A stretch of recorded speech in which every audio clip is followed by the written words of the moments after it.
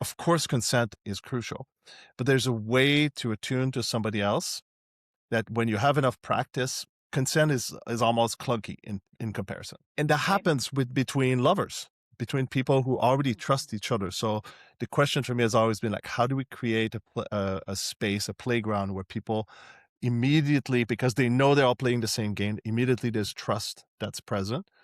And then and then you can like really start from a place of how far and how deep can I explore with you in terms of intimacy. But it's all about like being able to feel oneself and dance accurately and explore accurately with the other person based on how you feel.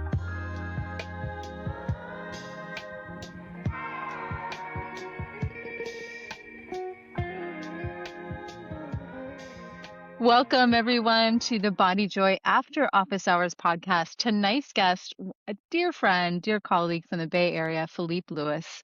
He is a relationship educator and founder of Exquisite Love, empowering people to make more informed choices through connection, trust, and consent and intimacy. He's drawing from attachment theory, guiding transformational journeys towards secure attachment and sovereign selfhood. He's incredible. I love how this man's mind works. He introduced me to the whole play party scene, and so we're going to talk about that. We also talk about attunement culture versus consent culture. We get into attachment styles and his deep 20-year study and our favorite ways to have a successful, grounded, open relationship and what it actually takes to explore it. So enjoy the podcast, and I'll see you inside. Philippe, thank you for joining us tonight. Let's just jump right in. I was talking about you recently for a couple of reasons. One, you and your whole event, trying to think of what the name was. It was, what was the play parties that you used to do in the Bay Area? Oh, You Club might still Exotica. do them. Club Exotica. Yeah. So about Mhm.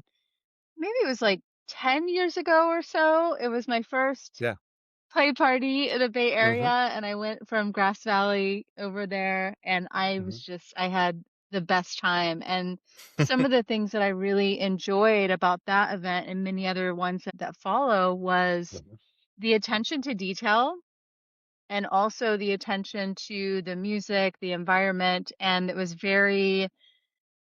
there was a lot of emphasis on movement and dance. And for me, I just thought Hmm. that was awesome. So yes, you had these play areas, but there was also just so much juicy, delicious energy on the dance floor. Beautiful. Wait, was this at Supper Club or was it at a different location?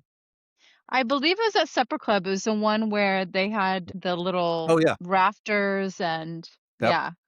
Yeah, so Yeah. And this there was a was second base. This was a second base event. So, and what we essentially did was just take a dance party where everybody knows what's going on and what it's all about, and we just sort of cranked up the sexiness a little bit.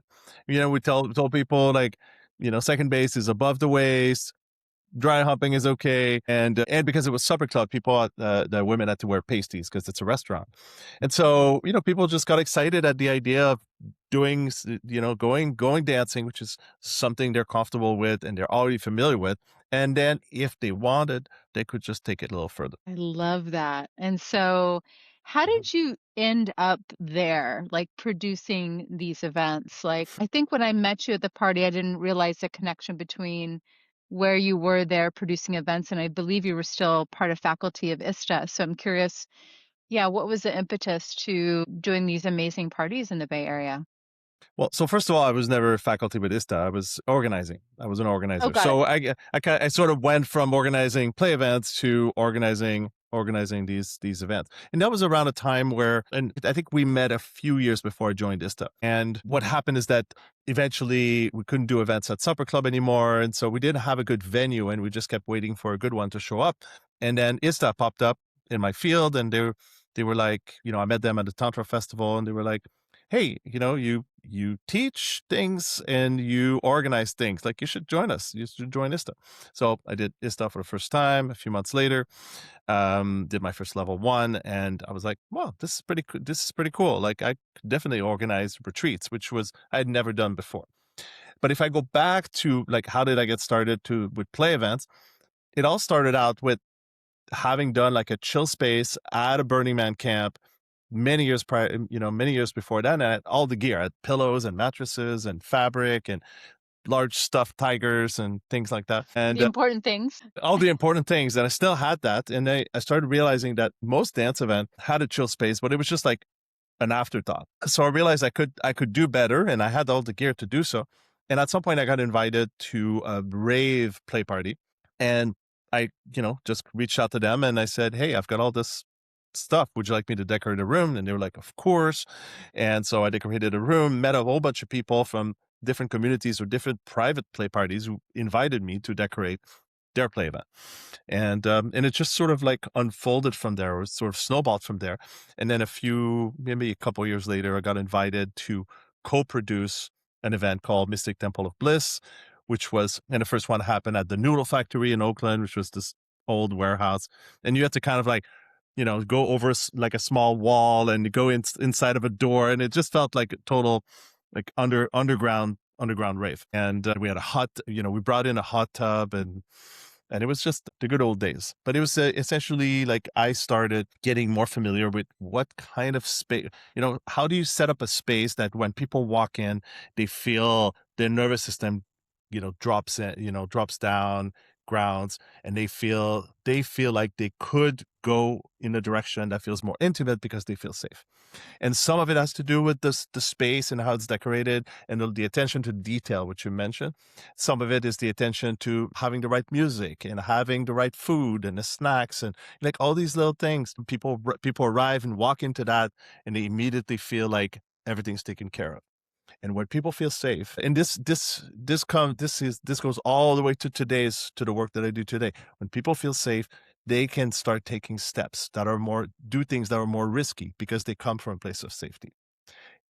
If they don't feel safe, they might do risky things because like, just I'm taking risks left and right, so I might as well. But they're not grounded. They're not grounded in a nervous system that's like, I can read myself, and I can move in directions that if things don't feel safe, I should stop. But if you're already coming from a place of lack of safety, then you can't really read your own body and your own nervous system because it's already dysregulated, even just a little bit. So Right. safety allows for a better reading of your own nervous system because you can feel it when it starts to shift. I love that. Yeah, and it's so important in play spaces, regardless of Mhm. how many people are there. I'm Yeah. curious from you, in your own words, what are the benefits that you've seen over the years of Mhm. having, central parties, whether they're first base or, Mhm. full bases, all bases? All What are some of bases. the yeah, like what are the benefits and what is the healing available for Mhm. not only individuals that go there, but the collective community? But for me, there's a few different pieces. One of them, it provides a place to explore and try things and just basically play. So they've done studies about this, and I unfortunately cannot quote you a specific one, but they've done studies that the brain and the humans learn best through play. And so if you give them an opportunity to engage and play with each other, kids do this. Adults also can do this. And so what I wanted to create is a playground where people get to have interactions that could be seen as really edgy if they're out of context, but in a context where you come in with the right agreements that helps you orient towards this is how we play together. So they're not rules. We never called our agreements rules. We call them agreements because they help everyone know that they're playing the same game. And the game, it's a game of exploration around intimacy and around sensuality and around relationships. And how do you relate to people at a level where you can be turned on, but still trying to find what's the overlap between what I want and what you want, so that when we come together, we do something that's really great, that's really awesome, and we learn something about each other. We learn something about our own bodies and the other person's body. We learn to attune. So here's the thing. If you make a request to somebody and you say, well, may I do this or may I do that? More often than not, the attention is on the request and the response to the request. But if you were to approach a pet, for example, you would never ask them. You would just approach and you put your hand out, or you just like Mhm. use your body to determine whether or not their body wants to connect with your body. And that's the kind of exploration I wanted people to be able to develop. What I call primal intelligence, emotional intelligence, and somatic intelligence. So Of course, consent is crucial, but there's a way to attune to somebody else that when you have enough practice, consent is almost clunky in comparison. And that Right. happens with between lovers, between people who already trust each other. So the question for me has always been like, how do we create a space, a playground where people immediately, because they know they're all playing the same game, immediately there's trust that's present. And then and then you can like really start from a place of how far and how deep can I explore with you in terms of intimacy. But it's all about like being able to feel oneself and dance accurately and explore accurately with the other person based on how you feel. And if you Mhm. feel that's a yes, then you continue. And if you feel like it's a no because now you're done, or basically it's too edgy, or you're starting to get scared, then you would stop. Mhm. So it's that kind of exploration, that kind of what I call attunement culture. Like beyond consent culture is what I call attunement culture. It's like the developing the attunement to engage with people accurately to what's right for them and what's right for you. So Beautiful. that's the ultimate goal. But it took 20 years to kind of like dial that in. Yeah, I'm sure you've seen it, grow and expand. And Mhm. I noticed when I kind of started coming to your events in particular that it's a collection of vetted folks. It's not just an That's right. Eventbrite ticket. So No. I imagine again, like I want you to speak to it, but what Mhm. I gather, what I make up about it is like this kind of learning really takes like an arc and being in community. Yes, you can pop Mhm. in and probably learn a lot, your first time, but it's like joining a family and like Yeah. understanding each other and getting to know yourself. And when we go back to consent culture Mhm. or the words you used of Attunement culture. attunement culture, thank you. Mhm. Um, What are the ways in the last 20 years through your teachings and through your community have you seen it expand and change? And yeah, what have you noticed? Well, first of all, I've noticed that the more and more people with trauma or deep sensitivity start showing up at these events. And when people have this level of sensitivity, it's not enough to go and ask them, would you like to do this? And would you like to do that? Sometimes they'll fawn, sometimes they'll people please, sometimes they'll freeze, sometimes they'll just be confused. It's not enough to just ask anymore. Mhm. And now it's become really important that if you're going to approach somebody, that you attune to what's going on for them. It's crucial, it's critical. And I started noticing in the culture people saying, like somebody approached me and I wasn't interested, and I kind of like not I sort of did not engage, and they didn't get it. And to me, that's like if you're developing attunement, it's important that everybody does, is that you should be able to tell that this person's not interested. They shouldn't have to say no. And Right. it sort of start popping up in the culture, like, why do I have to say no if I'm just not engaging? That should be enough of a no. Ooh, it's an edgy topic. Right? Yeah. Right. Uh-huh. And of course you've got all these sort of, this also comes at the tail end of these the pickup artists, the people who are doing pickup artistry, who basically, you know, just did a lot of approaching, and there was some manipulative tactics that came along with that. And essentially I think the response started to be in the culture that, not just because of that, but just in general, because of people's sensitivity, that there's something more than just saying yes or no, or receiving a request and responding to it. Like words are not enough anymore. Words don't tell you if somebody's fawning or people pleasing. You have to go deeper. Yeah. And Yeah. so yeah, so I was noticing a lot of people sort of being outraged or being upset that other people wouldn't get it. They would just come and ask, and they would ask again and would ask again. And I had many women come to me and say, "How do I say no in a way that I'm not engaging?" And then I say no, and then it feels like I'm engaging because I said no, and then they're looking for the yes, and it just became this whole thing. And so I realized that teaching attunement had to become part of the culture. Beautiful. So I In started your own doing that. practice, yeah, Mhm, in your own practice, I imagine there's different ways that you personally teach people, either in mhm, large groups and or small ones. Do you want mhm. to maybe give our listeners just a few examples of what does that time frame look like, or what are some common milestones or markers that you've seen in people Oh, really understanding? I'm sure it's all over the place too. oh, I see what you mean. You're asking me like, what does it look like to teach people about attunement? In your flavor, or just Mm, a simple example, if you're with a group, or how is it mm. different if you're just with a couple, for example? Right. So I haven't done coaching for that specific thing for couples or for individuals. That's not the direction that I orient. But I have taught groups, and the way I usually approach it is through primal play.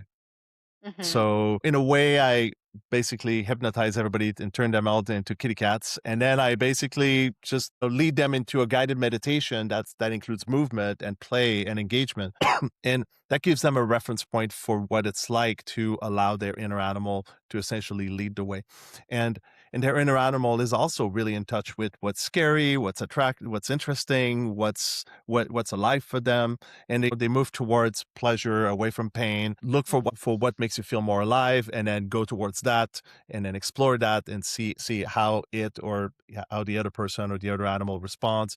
And people already have a sense of that when because they've been engaging with cats and dogs for a long time, and so turning them to kitty cats is sort of like a playful way for them to get in touch with their own inner animal.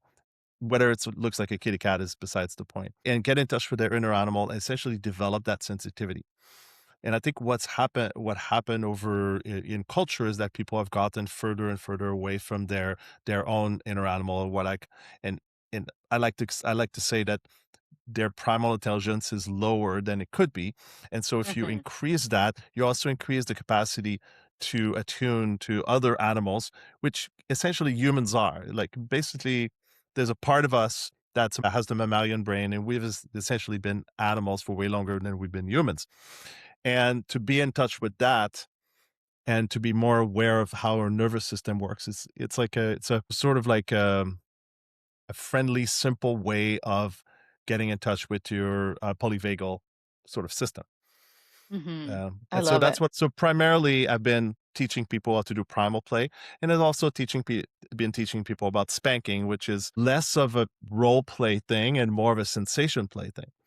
And when you're engaging with somebody and their butt cheeks in this case, you have to attune to what's going on for them. And what I've come to realize over the years of doing this is that I started noticing that I could essentially feel what they were feeling. It's a little bit like synesthesia or some version of that. Like I would be engaging whether using nails or using teeth or using my hands for spanking. And I started noticing that I could actually perceive um, their experience or their sensations. And they say we have these mirror neurons that are meant to actually feel what other animals are feeling. Like it just mirrors what others are feeling. And it's probably through like very small details. Like, somebody starts to cry. Often you'll have somebody who's like sharing, maybe their voice cracks just a tiny bit. Maybe you notice, maybe you don't. There's a way that their voice changes, that their face changes, and then you start feeling like crying. Mhm. Most people I've seen experience that before. And so that's our mirror neurons. It's not just our brain saying, oh, this person's sad, and then I'm feeling sad about it. Like it's way more primal than that. So to so to get in touch with these pieces of us that are able to perceive what's going on for others is crucial to attunement. I mean, it is attunement, in fact. So that's what I'm Mhm. trying to teach people is this to perceive things or maybe more consciously perceive things that otherwise they were just never noticing or never paying attention to. I imagine if we were to, like, overlay the erotic blueprints, the energetics kind of Mhm. can go into there a little bit easier Yeah. than some of the other ones, and then you kind of find those pathways for other people to connect as well. Mhm. Yeah, unfortunately, the erotic blueprints from where I'm sitting, the erotic blueprints are missing the primal blueprint. Like they Mhm. say, some people always say, "Oh, it's a sexual blueprint," and I'm not so sure about that. I feel I like would agree with sexual you, is yeah. more somatic. Like it doesn't have this sort of like inherent. It doesn't feel to me like it's got this animal intelligence to it. So I would like create another one, and I would say it's right next to sexual, but it's different. I like that. I like the addition of that. Mhm. Mhm. Wonderful. Yeah, we were talking online about a few things. Mhm. Over the years, I've really loved your perspectives on, Thank you. let me look at your, yeah, I love how your brain works. Yeah, well, you're one of the few. Well, no, many actually, but some people don't like the way my brain. I mean, they, Really? yeah. Well, I mean, what it is that they, it's like the way my brain works is that I like to understand things, and so sometimes I'll talk about things that are kind of taboo, or that Right. you're not supposed to talk about these things, and then because I talk about them, it makes people think about things that they're not ready to think about, and I'm so. so curious. I want to double click on what's the last thing that ruffled some feathers, Philippe? I mean, my opinions about ISTA is, basically, and I've heard people say, "Oh, you're disparaging ISTA." And I'm like, "No, not really. Like, I had difficult experiences. I walked away with more trauma than I started. Certainly, that was not fun. Mhm. And there's trade-offs. There's good things that came out of it, including a deeper sense of consideration towards people with less power in my position Yeah. because Yeah. I experienced a power over trauma, and I squeezing the most juice out of that. But people interpret what you say unless you're extremely clear, and even if you are, people will still interpret. So a lot of what I have Yeah. to say is controversial because I'll point fingers at things that people would rather not think about or not consider. And I like to consider things. I'm a systems engineer at heart, even though I never studied it. Mhm. But I look at everything and I'm thinking systems, systems, systems. And how do we make them better? How do we make them better? How do we improve on them? Like an engineer is always thinking like, how do I make this even better? Yeah, and I experienced you just systems and very deep thinker. But I think one thread that I've enjoyed just kind of peeking around over the years is the Mhm. attachment. Just your how you've been expressing and getting people connected to that. And so do you want to share Mhm. a little bit about your own discoveries and maybe what Oh may man. be missing in the gap there of, because there's teachers that are like, okay, well, here are these three types and you got to fit Mhm. into one of these and there's Yeah. not a lot of nuance. So I'll let you kind of go into it. I mean, attachment theory started to become popular. It's been around for since the 80s, but it started becoming popular from the book Attached. And Right. it's not a bad book, but it's the first book, and it talks about the different attachment styles. And at the end of the day, with all the polyvagal research that's being done and nervous system related stuff, it's become more and more apparent. And it was apparent to me pretty quickly that it's not about the attachment style. It's about the way the nervous system works and how it engages with the world. And yes, we have interpretations about the world as a result, about the universe. Like, is the universe a safe place to be or not a safe place to be? But the thing is, you're not saying things like that when you're less than 1 year old. You're not even interpreting. You don't even know you have a brain. You don't even know you're a person. Like you have zero idea of anything. You're just reacting. And so it's Mhm. all nervous system primal stuff.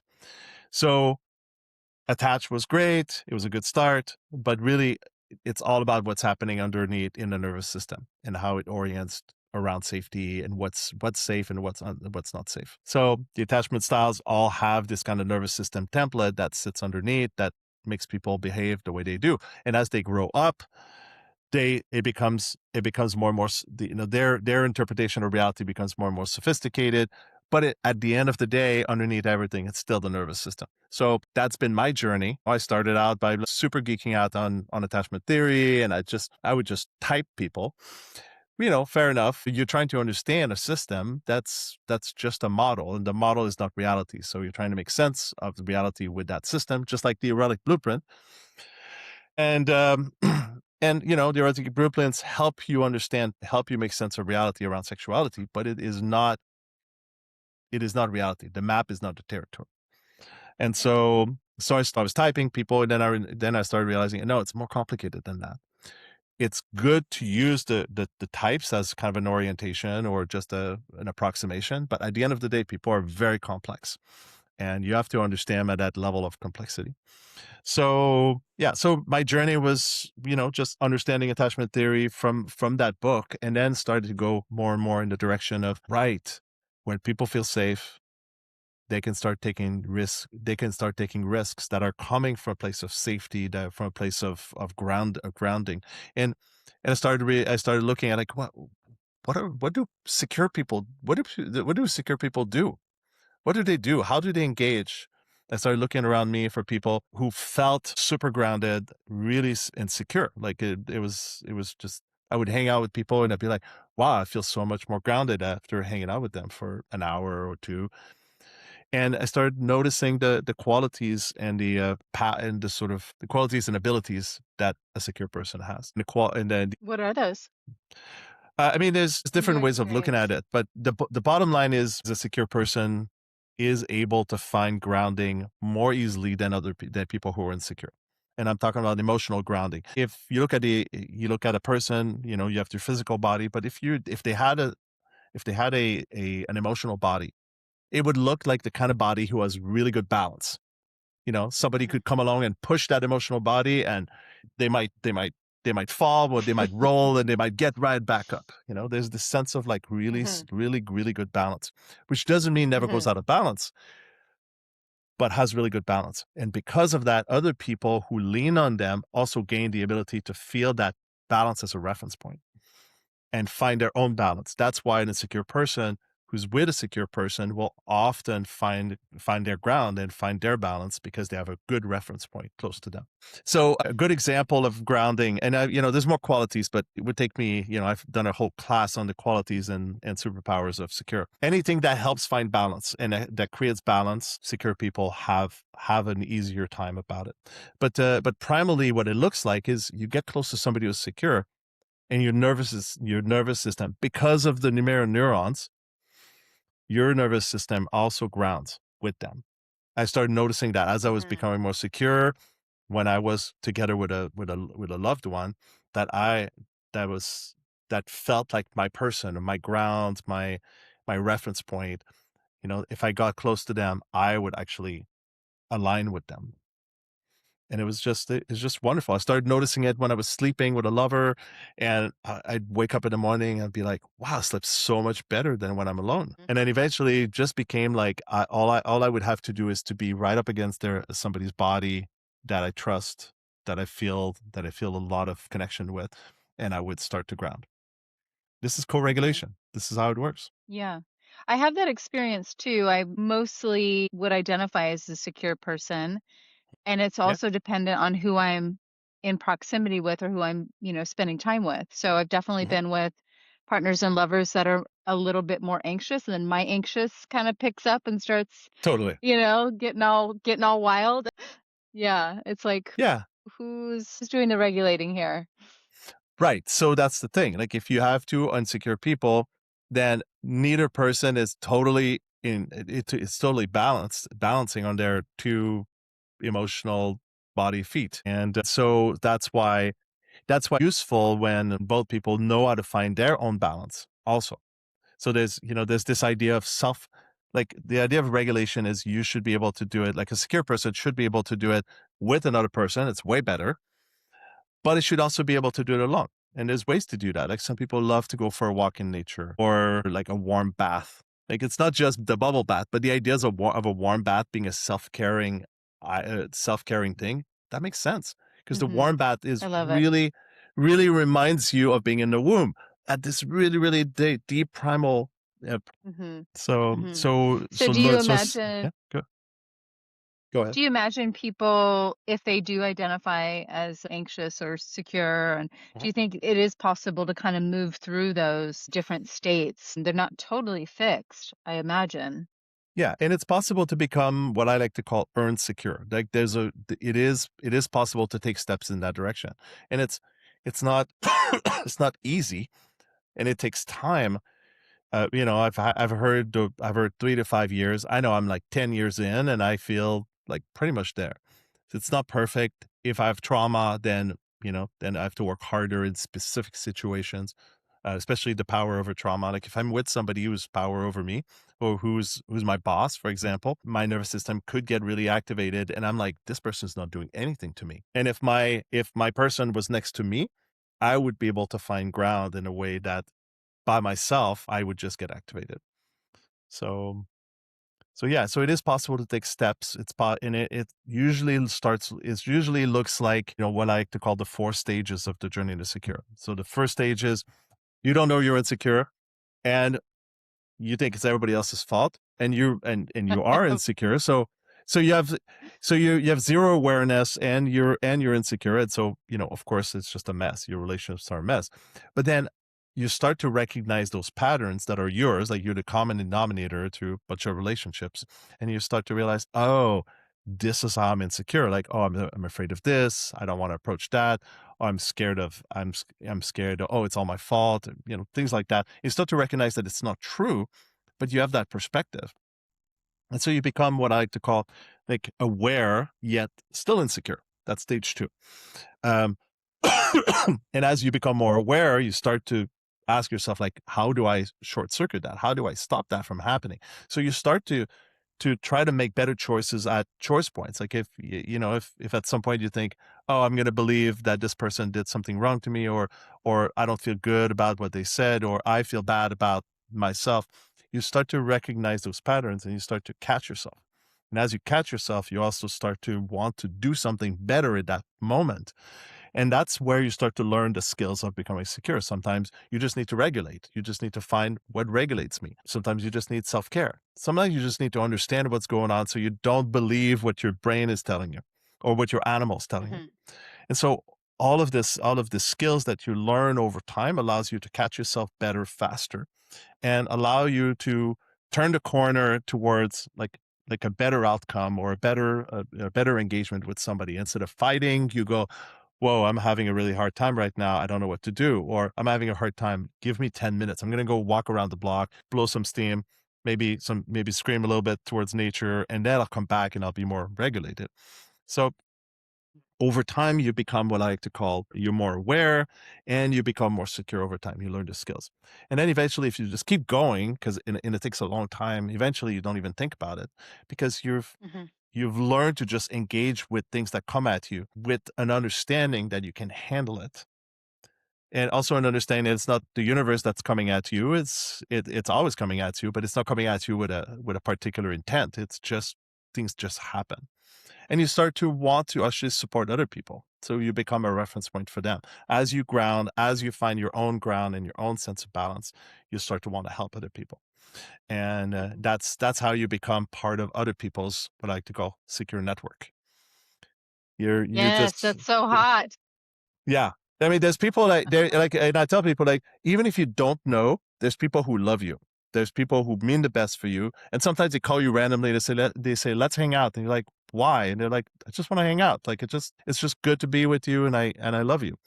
And it's non-transactional. It's just it's just they just want to be close because they just love loving.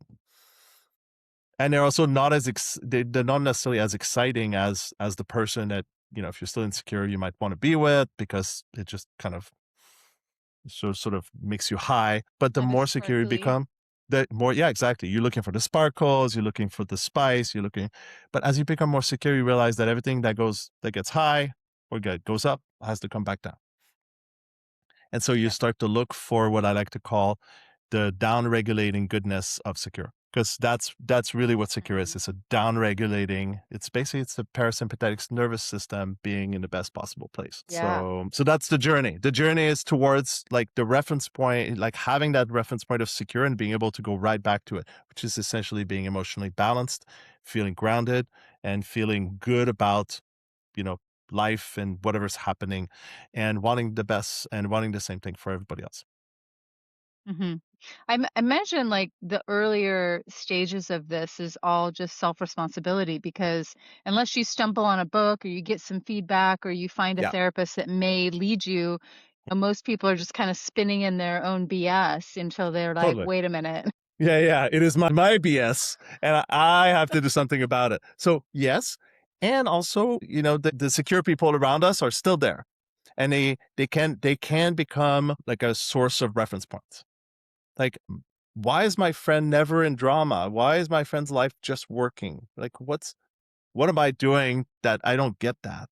Mhm. And because the kind of loving that secure people bring typically is just very gentle and very, very consensual, it's not asking for anything. So it's like, I just love you, and I want the best for you. And if you have parents like that, like, thank God, because that's probably the best kind of parent you can get. Like, whatever you want to do it. I'm supporting you. If you have trouble, I'm here for you. Like this kind of really simple, very ordinary type of love is very different than, oh, you're so special and I really want you.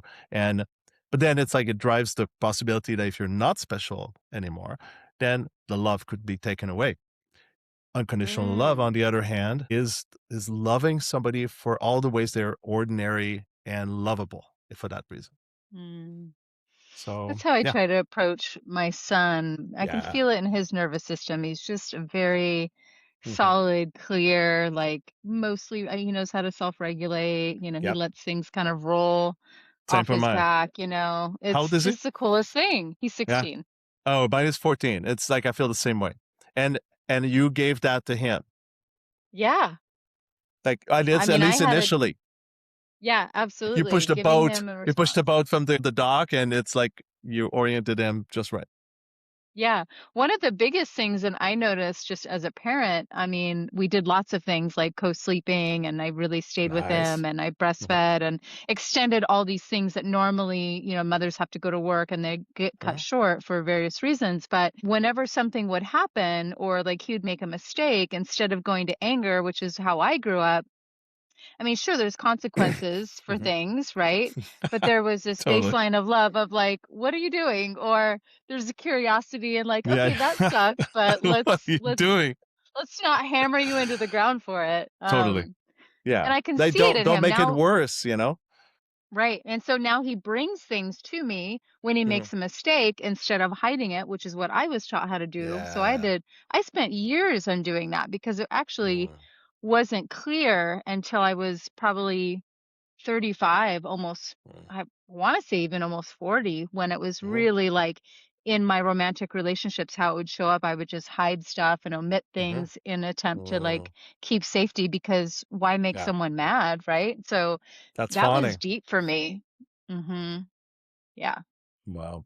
Ooh. Yeah, it's beautiful you're able to realize that and then basically make better choices with your Mhm. son, choices that were not made with you or that you didn't Mhm. make until later. Like you were able to like kind of shift that, right? So that's what I meant by better choices at choice points. Like the choice point is your son did something that was, maybe messy or awful or whatever it is. And instead you just get curious and you go, okay, this is hard or this is a mess, but not from a judgmental standpoint. Just Right. like you just acknowledge the fuck up for what it is, but you're not coming down on him because people. Yeah.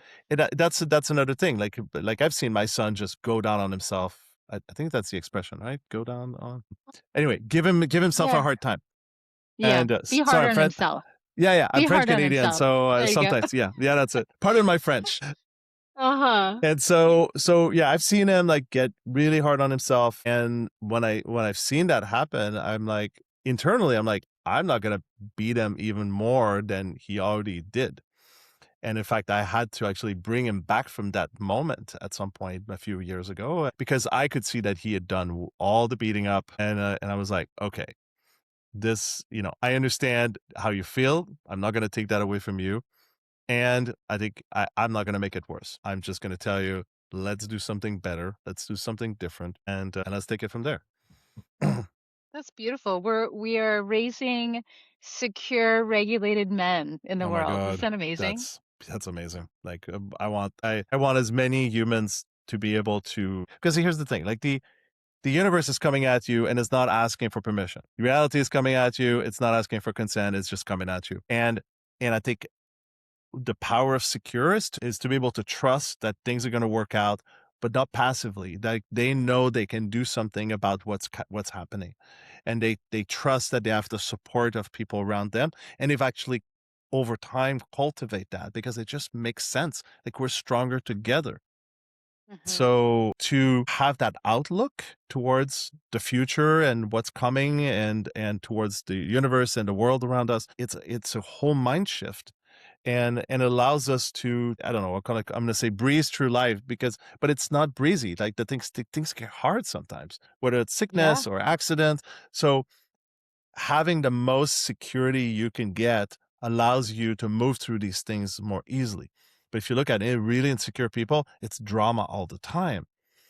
But when you Mhm. become more secure, you start to reorient. You start to say, wow, this is not worth it. I am not doing this anymore.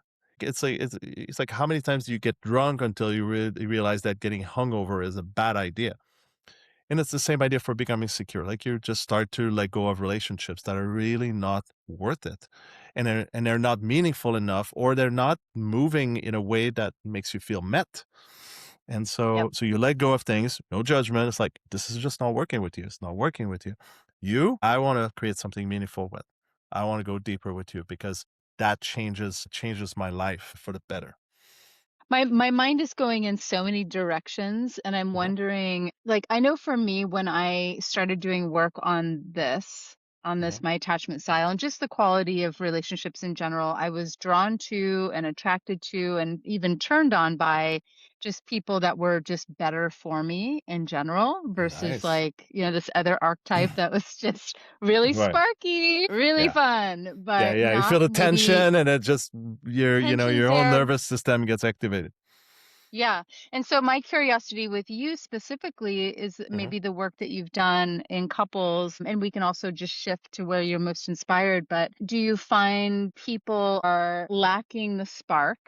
Okay. So they're lacking a spark, especially after being together for many years. And so they're mhm, trying to generate it through, I don't know, some other means. And maybe is that a symptom of not really looking at that? I mean, I mhm, have a different thought too, because I think that most people just getting more embodied, the spark or that energy mm, is naturally going to come through, but it may not be like the mm. toxic sex that we're maybe referring to. I have 2 I'm just theories. curious your thoughts. Yeah. One theory is that they reach their maximum the maximum ability the abilities to connect, like the maximum depth that they're able to connect with the other person because they're not emotionally intelligent enough, or or emotionally literate. It'd be like, for example, like if the other person's a book, then if you don't understand half the words in it and you're trying to read the other person, like you can only understand so much Mhm. because the words are too complicated. For example, like, so I'm just trying to use like the idea of emotional intelligence as and the ability to perceive to a to a depth that's limited will mean that the relationship will only grow to a certain point of intimacy. And that intimacy will basically stall there, and it's just not gonna it's not really gonna go deeper. Now Mhm. that's one possibility. And another possibility, and it's could be the same around insecurity. Like insecurities are playing out and the interactions, and it prevents the ability to feel safer and go deeper into trust. And so again, there's limitations. Like you start to feel like this is as far as I can go with this person. But if you become more secure, my interpretation is you continue to dive deeper, but it's not a deeper that's more sparkly. It's a down-regulating deeper. It's a Right. deeper as in like you're getting closer and closer and you see more and more and more details, more richness. And that richness is it's not an exciting, oh my God, what am I going to find? And is it going to be there tomorrow kind of excitement? Like a It's the peak kind of, experience. yeah, peak experiences always have to stop. Everything that Mhm. goes up must come down. Mhm. Same thing for emotions. But if the development of relating with somebody goes towards deeper, more richness, then what you experience is just a is a it's an enriching experience. It's not an exciting experience. So it's not sparkly. Not in that way. Yeah. Not in the way that people think like, oh my God, I meet somebody new and I don't know what they're gonna do and they're gonna love me, they're not gonna love me. When you're when you're orienting towards a secure relationship, you're not looking for that. You're looking for how can I get closer, more intimate, not in a sexual intimacy kind of way, but as in like I'm getting closer because closer feels good. It feels even more grounded. It's like Mhm. a cuddling kind of closer, but on all levels, energetically, emotionally, in terms of like how you relate. This and getting closer can look like you know this person so well that you can almost say their words. You can almost speak for them. If you dance with them, if you move with them, you almost know exactly how they move. And it's not perfect because it's not meant to be, but there's this sense of oneness that emerges from that. And Beautiful. it's not an exciting thing. It's not an oh my God thing. It's a sort of like coming down closer to the ground. Hmm. Do you think So people wait. do you think people in relationships kind of need to generate some sort of novelty, like what Right. Esther Perel talks about? Oh yeah, I her mean, book we can get into the Mating in weeds here. Captivity. Yeah, Yeah, what she's saying essentially is that you create a little distance so that you cross it. It basically requires you to cross it, and there's a little bit of unknown in that little crossing. mystery, Right. intrigue. Yeah, and there's nothing wrong with that. But I think usually when the spark dies down, it's because people are becoming more secure with each other. Hmm. Secure is not that, doesn't create movies. It's not the thing that creates romance novels. It's completely Right. the opposite. It's like it's boring from that perspective. Yeah. But it's also the thing that allows you to raise your kids, and your kids feel what you have, not as a sparkly, I don't know what's going to happen, but as a grounded like base that they individuate from. Hmm. So like the idea that things have to be sparkly is, I think it's an American or Western thing. And Yeah. I don't think it's a thing that is necessarily something we need to be looking for. But if people want to look for it, yes, what you described is perfect. Like Right. what Esther Perel in Mating in Captivity says, like you create an artificial distance that underneath the surface, you're together, and you're not creating like a real risk, but you're playing as if you are. Yeah. And so Yeah. so there's many ways to do this through role play and BDSM and even polyamory. Like, you get to have the stability of your relationship while at the same time going to explore with people you don't know.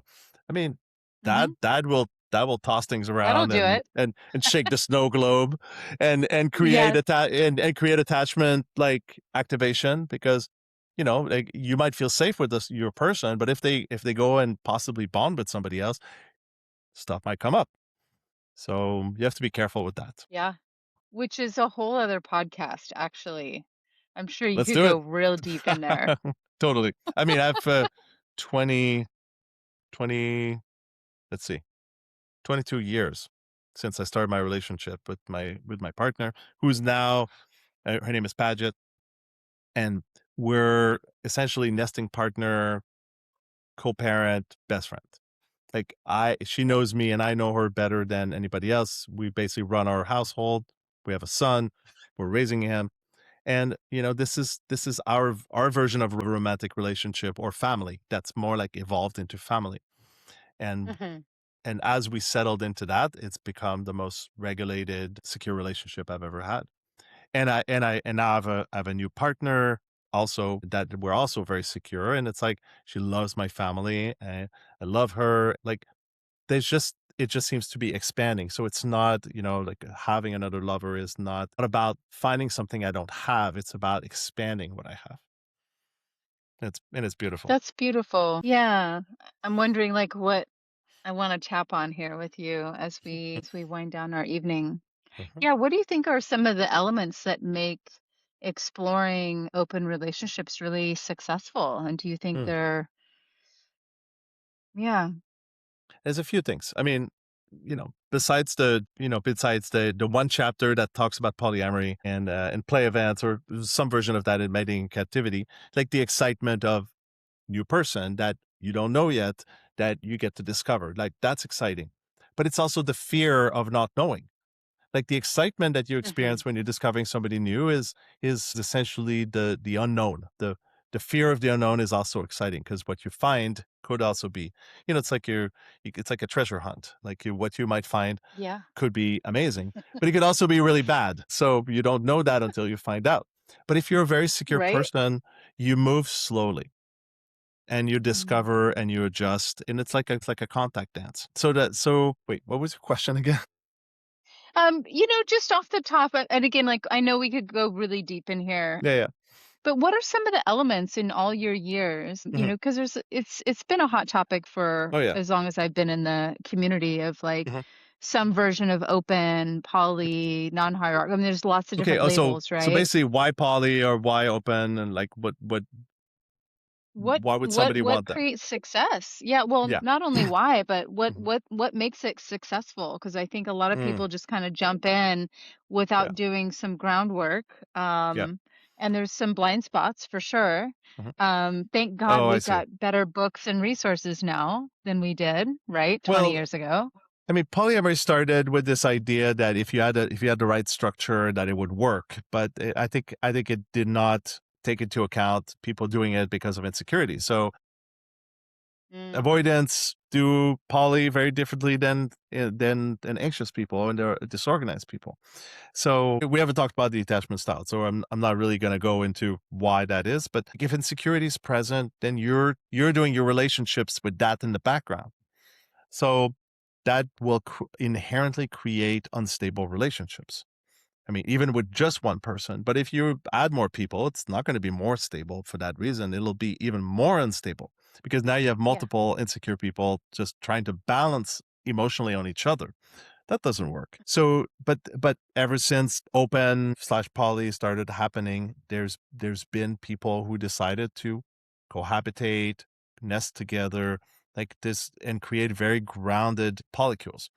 And that's always been reference points. But lately, being poly and being open has basically been it's sort of the new version of dating without huge commitments. But people really trying it because now it's more popular, it's more in the culture, there's more books. So people are trying different structures, whether it's, solo poly or as relationship anarchy or polyamory or ethical non-monogamy. What I've come to realize is that it's just an exploration for finding a different way of being grounded in community with the people you love. And Hmm.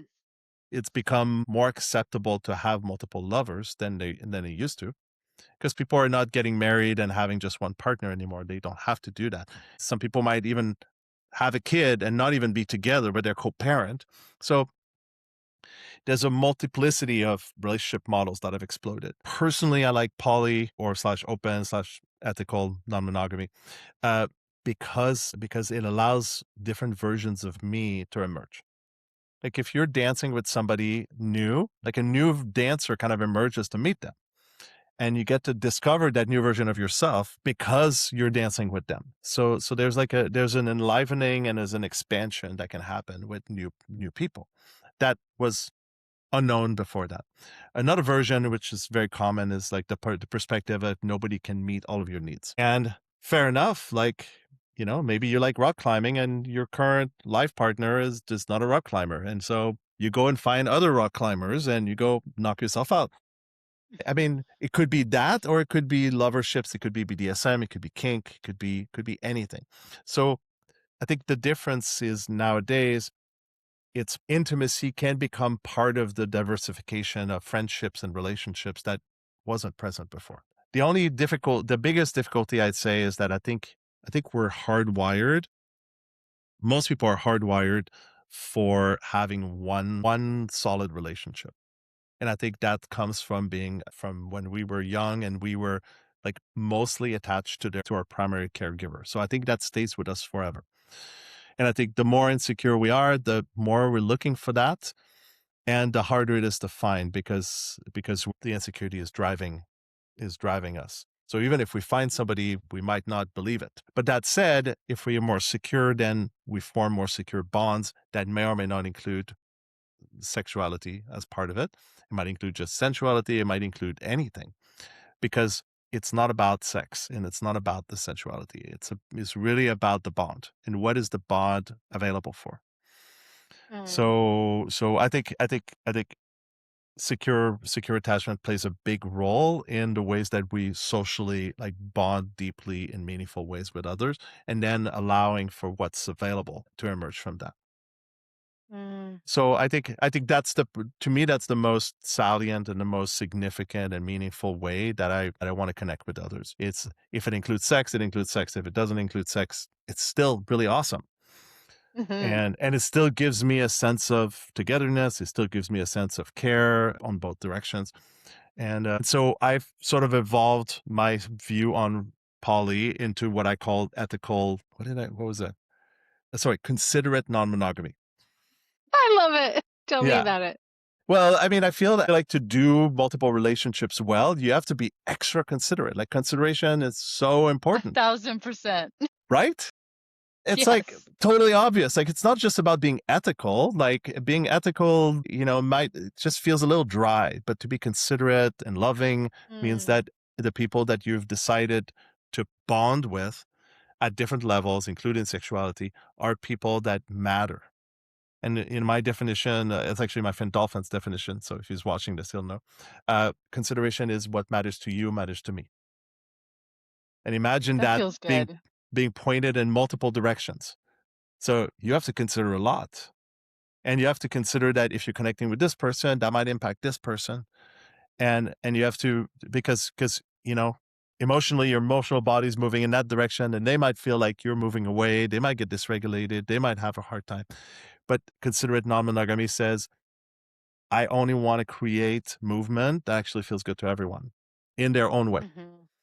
Mhm. And so it's way more than it's yeah, it just requires a lot of attention and a lot of care and a lot of attunement and and a lot of collaboration, which are I all my love core that all version. Yeah. I really like that map of mhm, relating. I mean, I get so much nourishment out of my community, and I'm not intimate with everybody or sexual with everybody, but there's love and there's care and there's different flavors and yeah, different dancing and different da da da. yeah, And then, that feels better to me than, say, the anarchy where everyone's just kind of doing whatever. And mhm, that may work for some people, but man, I've just noticed that, yeah, there's a lot of different ways that people could take it and a lot of things that yeah, may make sense for where they are in their lives and yeah. whew, yeah. I mean, I'm looking at what's the most stable, meaningful way that I can bond with others. And Mhm. I use my family as and my deepest relationships as reference points. Like I want more of that. I want the kind of relationships that help me face the circumstances that come at me regardless of whether I'm a good person or a bad person. Like there's things that happen and you want to have your people with you when things happen. That's beautiful. Well, Philippe, do you wanna give me a kind of rundown of what you're putting your energy into these days? What things you might wanna share with the audience that they may wanna attend? Yeah, what do you Mhm. got going on? Well, I've got many projects. Club Exotica is still happening. Our midsummer I event love is it. going to be our midsummer event is going to be happening on August 1st. I just talked to the person. So you can go to clubexoticapresents.com. I also have an attachment repair retreat called Coming Home to Love. And the most salient piece of feedback that we've received, and I've experienced it for myself, is I've never felt this safe in my entire life. Wow. Like, what would it take to be at a retreat that totally does not push you? Like, it's not a personal development, transformational retreat that's like pushing at you at your edges.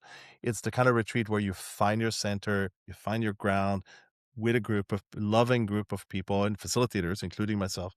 And we develop practices around continuously strengthening and grounding more deeply inside of ourselves and outside of ourselves, including all of our inner parts. And I love so that. so that's coming home to love. It's this idea that if you find your center inside yourself and with others, there's this sort of like I'm coming back to this place that I feel really good, that I feel really good to be in. So yeah, it's a reference point of secure. That's what we're trying to I create love for it. people. This kind of experiential, embodied experience of secure, so that they never forget. That's happening in April, and then I have another festival that's called Firelight. That's a Play Mm. Possible micro festival that's small, sexy, intimate, but completely open. Like people can show up and just be exactly where they're at, and they can explore as far as they want.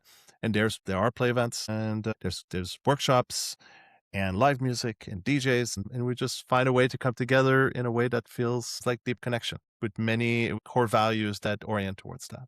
So, yeah, sorry, I And interrupted you. where's you're good. Where's that retreat at? The Firelight. So, Coming Up to Love is going to be in Hawaii in April.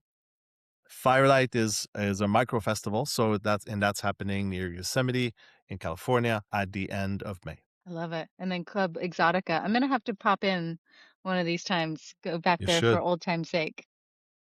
Oh my God, absolutely. We'd Philippe, love to have you. Mhm. Yeah, thank you so much. It was a pleasure having you on. I feel Mhm. like we could talk for another couple hours on a couple of different subjects, so I'm excited to have you back. I'd love that. Where do people find you?